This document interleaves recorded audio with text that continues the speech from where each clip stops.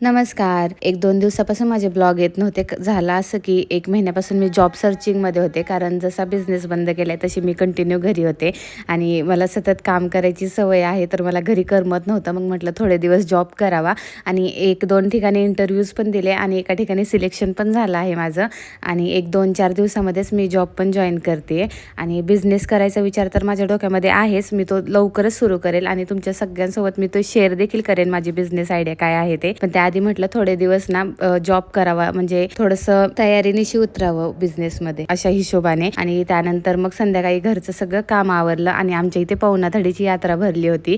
मग तीच फिरायला आले होते मी. इथं आम्ही काही जेवण बनवलं नव्हतं आज घरी आणि इथे जेवण करून जाणार होते मी.